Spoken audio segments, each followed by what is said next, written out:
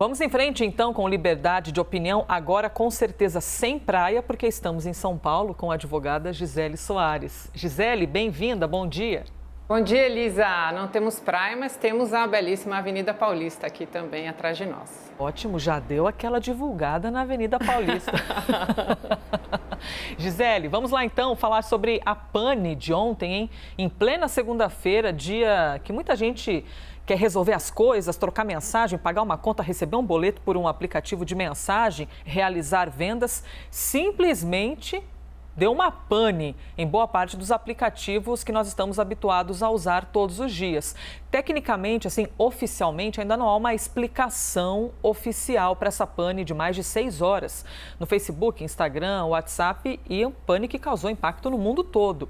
Empresários, por exemplo, que dependem dessas ferramentas para vender, sofreram com a paralisação.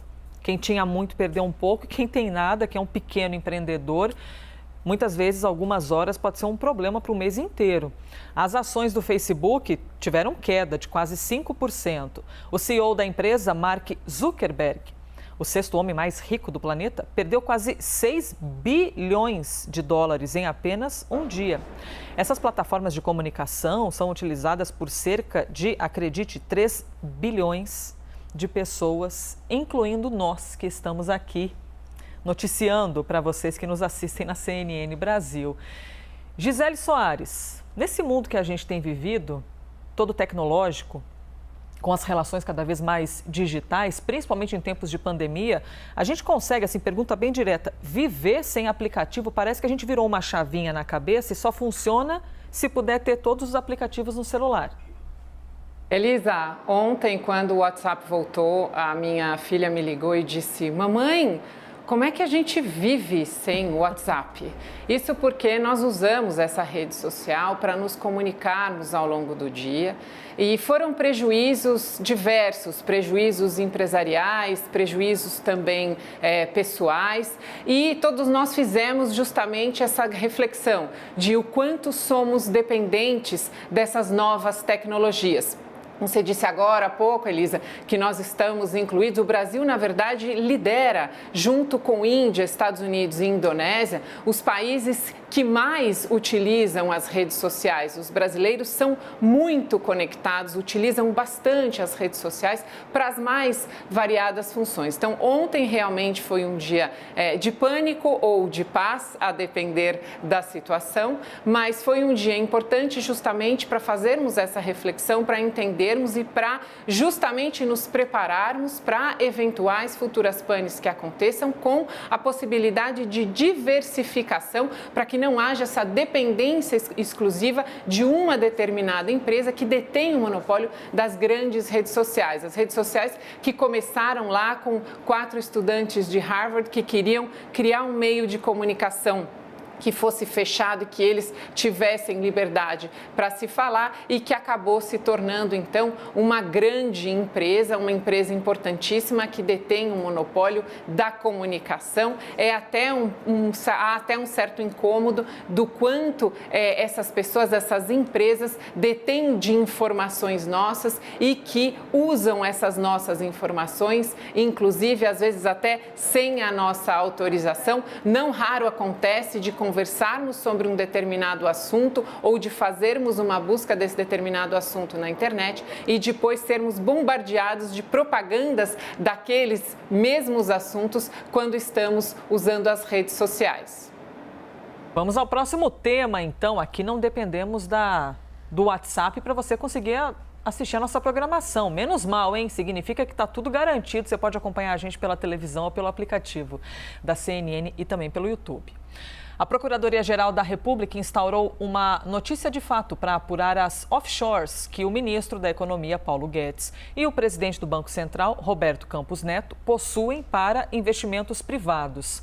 A existência dessas empresas, cuja posse não é ilegal desde que declarada ao fisco e ao Banco Central, foi revelada por um trabalho investigativo de centenas de jornalistas e plataformas de comunicação ao redor do mundo. Por meio de nota, Guedes e Campos Neto afirmaram que suas contas no exterior foram declaradas e aprovadas por órgãos competentes quando ambos ingressaram em cargos federais. Pois bem, Gisele Soares, como você avalia essa investigação envolvendo dois nomes tão importantes, né, do Banco Central e do Ministério da Economia? O ministro e o presidente do Banco Central são empresários, são investidores conhecidos e muito bem-sucedidos. E como todo bom investidor, pulverizaram os seus investimentos em uma série de situações. Então, em empresas, em imóveis e também remeteram uma parte desse dinheiro para o exterior. As offshores em si não são ilegais. Qual é a ilegalidade? É não declará-las. Então, existem paraísos fiscais no mundo. O paraíso fiscal é simplesmente um lugar em que há uma baixa tributação, portanto, há bastante interesse do investidor de fazer um investimento, porque ele terá bastante lucro. Então, as offshores em si não são ilegais, desde que elas respeitem todas essas regras de declaração do patrimônio que está investido. Houve no passado uma certa proteção, uma certa confidencialidade daqueles investidores. Hoje isso não acontece mais, muito por pressão dos bancos que operam esse dinheiro investido nessas offshores, que exigem então que haja mais transparência com relação aos investidores. Essa é uma questão. A outra questão que também suscita reflexões sobre a legalidade é justamente o fato de que estes empresários, esses investidores, estão temporariamente ocupando um cargo público. Qual é o procedimento que deve ser adotado com toda pessoa da iniciativa privada que irá ingressar na vida pública temporariamente ou de forma perene?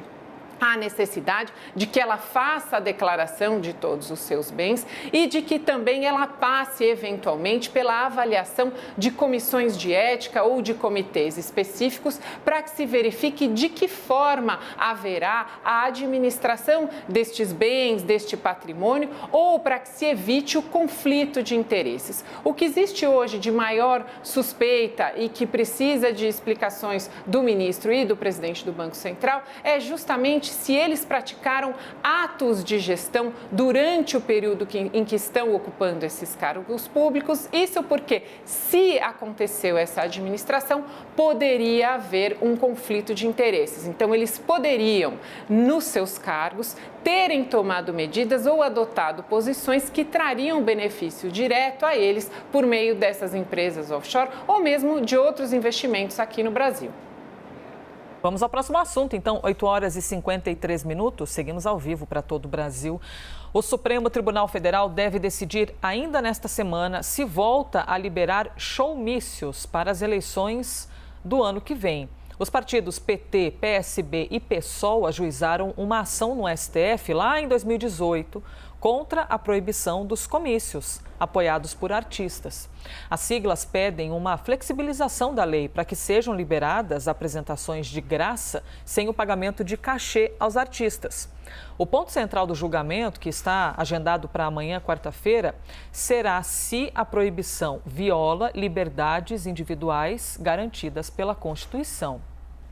Qual a sua opinião, então, Gisele Soares, sobre esses showmícios, não é? Ter um artista com um nome significativo, capaz inclusive de levar um público tremendo para um determinado showmício. Onde estaria o problema? Se é que existe um problema, é o artista estar lá em cima? É haver um pagamento para esse artista? Como você avalia?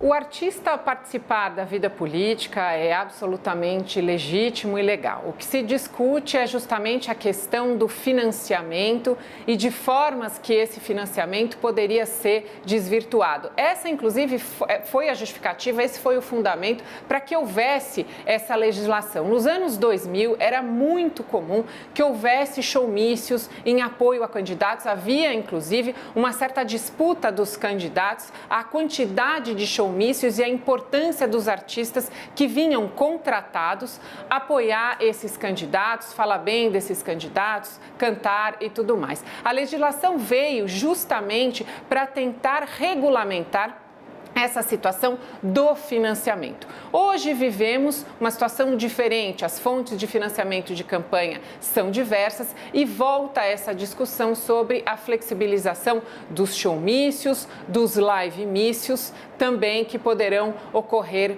pela internet e, eventualmente, dos showmícios gospel. Então, a gente adicionaria ainda mais um aspecto para ser discutido, que seria o envolvimento também das religiões nessa situação de apoio às candidaturas. É uma situação delicada, é preciso que seja analisada com critério, porque se de um lado nós vamos defender a liberdade de expressão dos artistas, a sua liberdade de opinião, nós precisamos olhar de outro lado se não estamos comprometendo a livre escolha dos cidadãos brasileiros. Isso porque o cidadão brasileiro, quem vai votar, precisa ser convencido de seu voto pela proposta do político, do partido político. E há sim uma preocupação de que essa liberdade de escolha seja eventualmente maculada ou tenha interferências diversas quando aquele eleitor vê então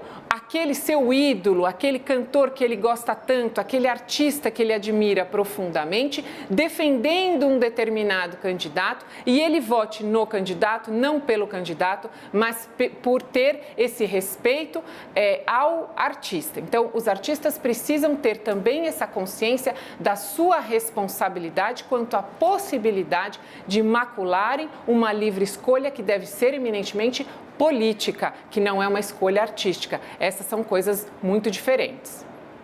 8h57, temos mais 3 minutos para o próximo tema. O ministro do Supremo Tribunal Federal, Dias Toffoli, concedeu um habeas corpus ao sócio da VTC-Log, Raimundo Nonato, para que ele tenha direito de ficar em silêncio durante o depoimento na CPI da pandemia, sempre que entender que as perguntas podem levá-lo ao risco de conduzir provas contra si.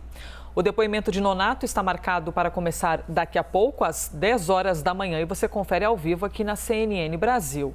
A empresa de logística VTC-Log está sendo investigada pela comissão por suspeita de pagar propina ao então diretor de logística do Ministério da Saúde, Roberto Dias. Qual a sua expectativa, então, Gisele Soares, para esta terça-feira na CPI da pandemia? Finalmente, um depoimento que está dentro do objeto da CPI e que realmente faz sentido que aconteça. O fato de haver a concessão desse habeas corpus não significa em absoluto qualquer possível consequência de que essa pessoa estaria confessando ou teria algo a esconder. O habeas corpus ele serve justamente para resguardar, para proteger esse depoente de eventualmente ter alguma possível prova produzida contra si. Se nós analisarmos como foram os depoimentos até hoje na CPI, é absolutamente razoável que alguém peça um habeas corpus para poder ter o direito ao silêncio e se resguardar. Isso porque os senadores são muito incisivos nas perguntas, eles interrompem e não permitem que a pessoa faça uma resposta completa e muitas vezes, ao sermos interrompidos, nossas respostas incompletas podem sim ser muito mal interpretadas. Então, é um depoimento importante, este sim um depoimento que visa esclarecer o objeto da CPI, que são ações ou omissões do governo federal no combate à pandemia, e haverá sim, sem dúvida nenhuma, momentos de silêncio, porque há um excesso por parte dos senadores quando vão interrogar principalmente esses depoentes que vão lá falar e que têm estreita relação com o governo federal ou com o Ministério da Saúde. Acompanharemos então aqui na programação da CNN Brasil toda a cobertura nesta terça, que é a retomada da CPI da pandemia nesta semana. Às segundas-feiras não tem comissão, hoje terça sim. E a você, Gisele Soares, eu desejo um bom dia, frio aqui na cidade de São Paulo e nublado, né? Máxima de 19, 20 graus, imagine que loucura. E amanhã nós nos vemos novamente. E essa semana esperamos com rede social.